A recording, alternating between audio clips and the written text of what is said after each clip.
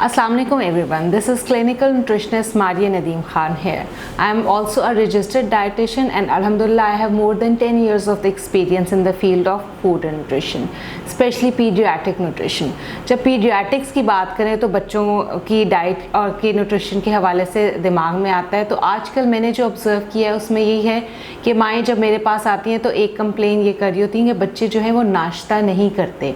जी हाँ, आज की वीडियो में हम ब्रेकफास्ट की इम्पोर्टेंस के बारे में बात करेंगे और ये बात करेंगे कि इसको लेना क्यों इतना ज़रूरी है हमारी नशोनुमा में, जिसमें ज़हनी और जिस्मानी नशोनुमा का एक अहम किरदार आता है, उसमें इसका क्या किरदार आ रहा है और कौन सी ऐसी हेल्दी ऑप्शंस हैं जो हम अपनी रोज़मर्रा की ज़िंदगी में ब्रेकफास्ट में ऐड कर सकते हैं। तो इसमें सबसे पहले आप उसके नाम से चेक करें, ब्रेकफास्ट यानी कि ब्रेकिंग योर फास्ट। सारी रात जो है हम अपनी एक फास्टिंग को जब हमने ब्रेक करना होता है, तोड़ना होता है, तो उसको हम एक हेल्दी स्टार्टर्स के ज़रिए डिफरेंट फूड ग्रुप्स का जो है इस्तेमाल हम कर सकते हैं। उसमें हमारे पास मल्टीपल ऑप्शंस जो हैं वो सामने आ जाती हैं। उसमें जो सबसे बेस्ट हम कॉम्बिनेशंस देख रहे होते हैं वो होते हैं कार्बोहाइड्रेट्स, प्रोटीन्स और फैट्स। ऐसी रेसिपीज़ जो हैं वो ब्रेकफास्ट में लेकर आने का ज़रूरत होती है जिसके अंदर कार्बोहाइड्रेट्स, प्रोटीन्स और फैट्स की एक बैलेंस मिकदार जो है वो शामिल हो। इसमें जो इम्पॉर्टेंट चीज़ जिसको हम इग्नोर कर देते हैं वो है managing the time of the breakfast. यानी कि बहुत सारे लोग अपना ब्रेकफास्ट स्किप क्यों करते हैं? क्योंकि उनके पास वो टाइम ही नहीं बच रहा होता, वो टाइम को उसका मैनेज नहीं कर रहा होता, वो अपने उस टाइम के मुताबिक उठते नहीं हैं।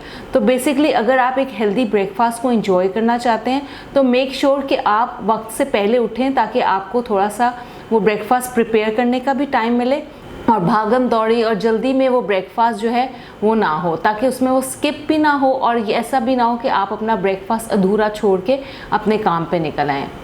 तो इन सब चीज़ों का जो है वो ख्याल रखना बहुत ज़्यादा ज़रूरी होता है। फिर जैसे हमने कार्बोहाइड्रेट्स, प्रोटीन्स, फैट्स की बात की, उसमें हमारे पास दलिया आ जाता है, ब्रेड आ जाती है, पराठा आ जाता है। हमारे यहाँ पाकिस्तानी कम्युनिटी में देखा गया ज़्यादातर रोटी सालन का जो है नाश्ता वो किया जाता है, साथ दूध पत्ती और चाय का इस्तेमाल किया जाता है। तो उसको भी हम जो है एक कॉम्बिनेशन के साथ अगर यूज़ करें तो वो हम हेल्दी भी कर सकते हैं। उसमें जो दूध पत्ती का इस्तेमाल है वो एज अ डाइटिशियन हम उसको डिस्करेज कर रहे होते हैं क्योंकि बहुत ज़्यादा पत्ती के साथ दूध को पकाया जाता है और ढेरों चीनी का इस्तेमाल होता है जो एक अनहेल्दी बेवरेज के तौर पे हमारे सामने आता है। तो उसको ही अगर हम दम वाली चाय और स्टीम टी के तौर पे इस्तेमाल करें तो वो भी हेल्दी हो सकती है। अंडे का इस्तेमाल क्योंकि एक गुड सोर्स ऑफ प्रोटीन है, वो ब्रेकफास्ट में बच्चों के लिए, बड़ों के लिए, बूढ़ों के लिए, सबके लिए बहुत मुफीद है। आप दलिए का इस्तेमाल कर सकते हैं, उसमें ज़रा आपके ब्रेकफास्ट में वैरायटी भी आएगी। दलिए का जब आप इस्तेमाल करें तो खाली दूध में दलिया ना बनाएं, उसमें फ्रूट्स और नट्स और सीड्स का इस्तेमाल करें ताकि वो ही दलिया आपको एक अच्छे कॉम्बिनेशन के साथ हेल्थ भी दे। इसी तरह जो है जो लोग स्किप करते हैं ब्रेकफास्ट और वो ये हमें कह रहे होते हैं कि सुबह उठ के उनका दिल ख़राब हो रहा होता है, बहुत नॉजियाटिक फीलिंग हो रही होती है, तो उसके लिए उनकी डाइजेशन का अच्छा होना बहुत ज़रूरी है। अगर एक इंसान की डाइजेशन और उसका निज़ाम हज़्म अच्छा नहीं है तो उसको सुबह ब्रेकफास्ट करने का दिल नहीं करेगा। तो अच्छे गैस्ट्रोएंट्रोलॉजिस्ट के साथ रब्ता करते हुए या तो रात को लाइट डिनर्स किए जाएं। रात को जब आप बहुत ज़्यादा हैवी खाते हैं तब आपका सुबह जो है वो दिल ख़राब हो रहा था, कुछ खाने को दिल नहीं करता।